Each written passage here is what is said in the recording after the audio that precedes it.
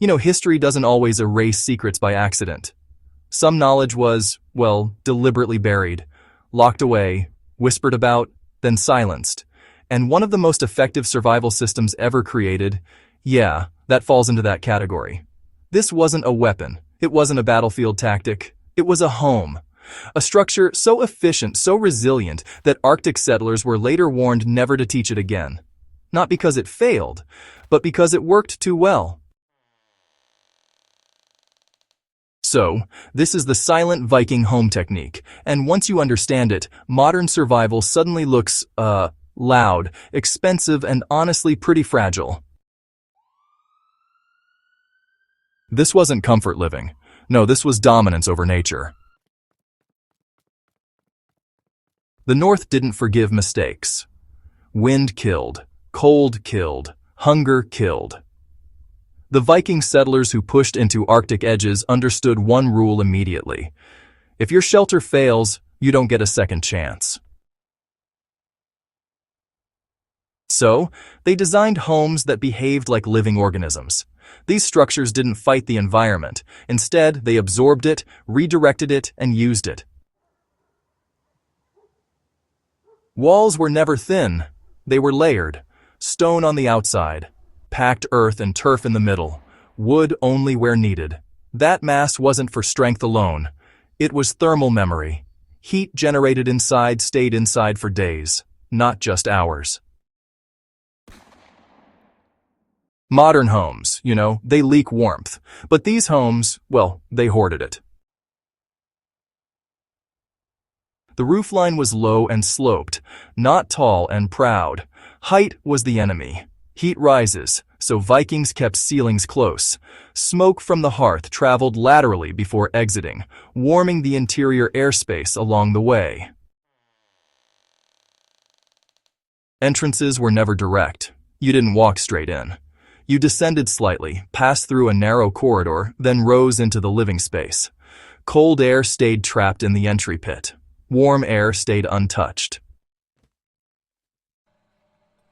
That single design choice alone could raise interior temperature by several degrees without burning extra fuel. This wasn't architecture. This was physics mastery.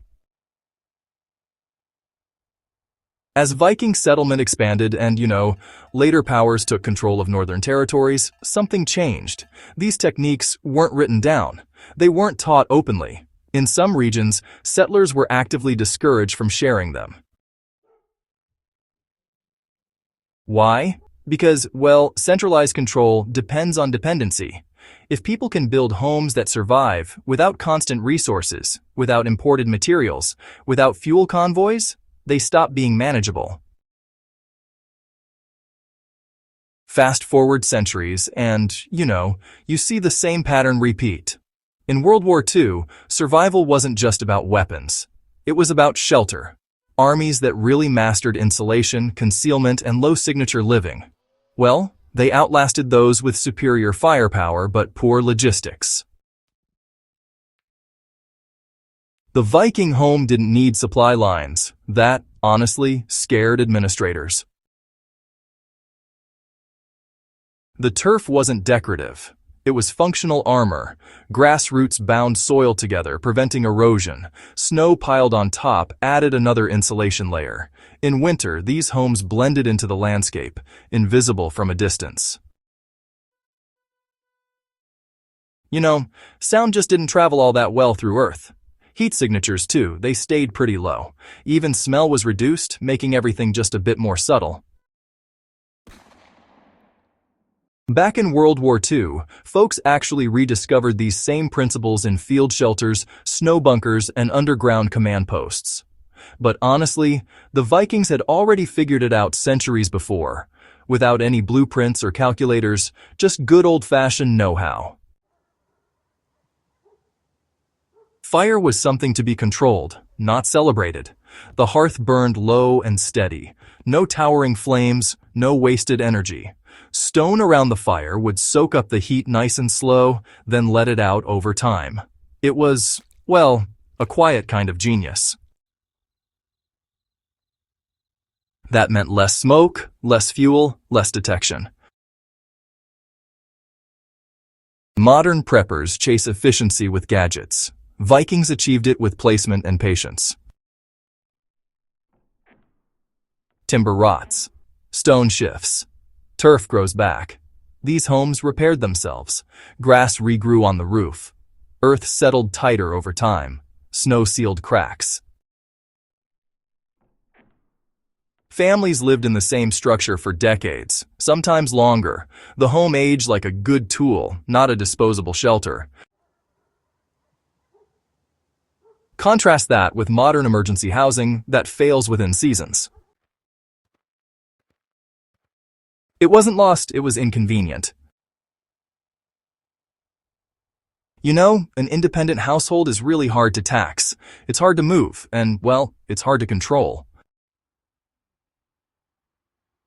When permanent settlements gave way to standardized housing, efficiency sort of replaced resilience. Speed, you could say, replaced wisdom. And, honestly, the silent Viking home became folklore instead of curriculum. Even in World War II, nations that adapted quickly to cold environments were the ones that succeeded. Those that ignored shelter science, well, they paid in frostbite, fuel loss, and, yeah, even morale collapse. Shelter is strategy, always has been.